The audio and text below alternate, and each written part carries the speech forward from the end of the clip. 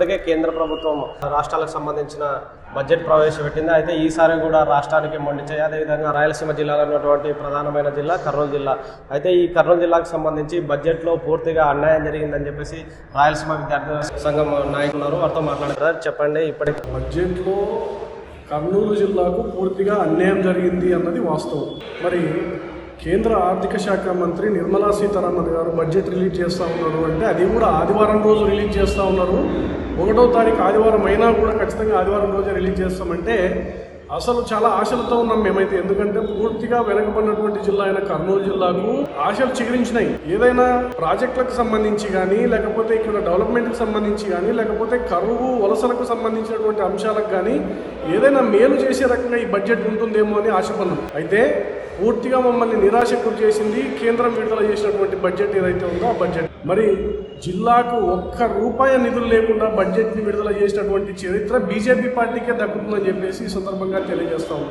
ఎందుకంటే మరి రాయలసీమలో ప్రధానమైనటువంటి జిల్లా, ఒకప్పటి రాజధాని 1953 నుంచి 56 వరకు ఉన్నటువంటి రాజధాని అయినటువంటి కర్నూలు జిల్లాకు మరి పూర్తిగా ఈరోజు ఎలాంటి ప్రాజెక్టు లేకపోవడంతో కరువు వలసలతో అల్లాడుతూ ఉంటే ఇట్లాంటి ప్రాంతాన్ని పట్టించుకోకుండా గతంలో కేంద్ర ప్రభుత్వము వెనకబడినటువంటి జిల్లాలకు ప్రతి సంవత్సరం ₹50 కోట్ల నిధులు ఇచ్చేది. ఆ నిధులను కూడా కేవలం 3 సంవత్సరాలు ఇచ్చి నిలిపేసింది. మరి ఈ బడ్జెట్లో అట్లాంటి అవకాశం ఏదైనా ఉంటుందేమో అని చెప్పి చూసినాం, లేదు. అలాగే నదుల అనుసంధానానికి సంబంధించి, లేకపోతే ఇక్కడ ఉన్నటువంటి ప్రాజెక్టులు ఏదైతే గుండ్రేవులో ఉంది, లేకపోతే వేదవతి ఉంది, కర్నూలు జిల్లాలో కట్టాల్సినటువంటి ప్రాజెక్టు ఆర్డీఎస్ ఉంది, ఇట్లాంటి ప్రాజెక్టులకు సంబంధించినటువంటి అంశాల మీద వాటికి ఏమైనా నిధులు ఇస్తుందేమో అని చెప్పి చూసినాం, దానికి లేదు. లేకపోతే సెంట్రల్కి సంబంధించినటువంటి రైల్వేకి సంబంధించినటువంటి ఏమైనా నిధులు ఇస్తుందేమో అని చెప్పి చూసినాం, అది కూడా లేదు. కేవలం కళ్ళబొల్లి మాటలు చెప్పి ఈ బడ్జెట్ని అసలు బడ్జెట్ అన్నటువంటి ప్రజలకు బడ్జెట్ అన్నటువంటి పరిస్థితి కూడా తీసుకురాకుండా వదిలేసినటువంటి మరి చరిత్ర బీజేపీకే ఉంటుందని చెప్పేసి ఈ సందర్భంగా తెలియజేస్తాం. ఇది కర్నూలు జిల్లా ప్రజలైతే తీవ్రంగా నయవంచనకు గురి చేసినటువంటి బడ్జెట్. మరి ఇదే బీజేపీ గతంలో రాయలసీమ డిక్లరేషన్ ఇచ్చినప్పుడు రాయలసీమకు ప్రత్యేక ప్యాకేజ్ ఇస్తామని, రాయలసీమకు అభివృద్ధి బోర్డుని ఒకటి కేటాయిస్తామని చెప్పి, 2వ రాజధానిగా కర్నూలుని మరి ప్రతిపాదిస్తామని చెప్పినటువంటి బీజేపీ ఈరోజు వాళ్ళు ప్రకటించినటువంటి ఏదైతే కేంద్ర బడ్జెట్ ఉందో దాంట్లో ఎలాంటి ₹1 కూడా నిధులు లేకుండా కేటాయించడం అన్నది కర్నూలు జిల్లా ప్రజలంతా తీవ్రంగా మోసం చేయడం అని చెప్పేసి ఈ సందర్భంగా తెలియజేస్తా ఉన్నాం. అదే కర్నూలు జిల్లా ప్రజల దశాబ్దాల కళ రైల్వే కోచ్ ఫ్యాక్టరీ. అసలు దీనికి సంబంధించి రైల్వేల గురించి, ఈ ప్రాంతం గురించి, రైల్వేల గురించి అసలు ఎక్కడ కూడా ప్రస్తావించారు.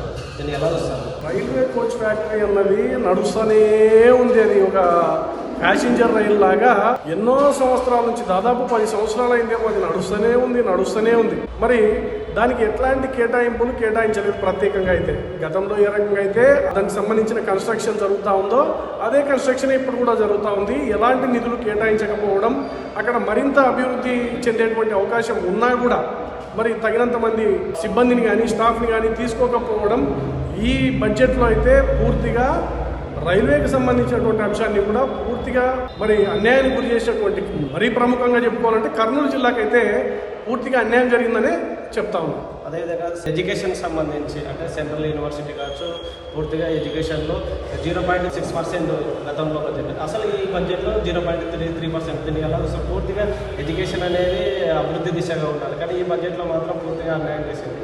నేను ఎలా చూస్తారు విద్యార్థుల సంఘం నాయకులు? ఇక్కడ కూడా బీజేపీ ప్రభుత్వం అయితే విద్యా అభివృద్ధి కోసం ఎక్కడా కృషి చేయడం లేదు. ఇది ప్రముఖంగా చెప్పుకోవాల్సినటువంటి అంశం. దేశంలో ఎక్కడా కూడా విద్యాభివృద్ధికి బీజేపీ కృషి చేయడంలే. వాళ్ళ ఆలోచన విధానం వేరే ఉంది. విద్యార్థులను వేరే వైపు మళ్లించేటువంటి ప్రక్రియ బీజేపీ తీసుకుపోయింది. అందులో భాగంగానే బడ్జెట్లో కూడా విద్యార్థులకు కూడా తీవ్ర అన్యాయం జరిగింది.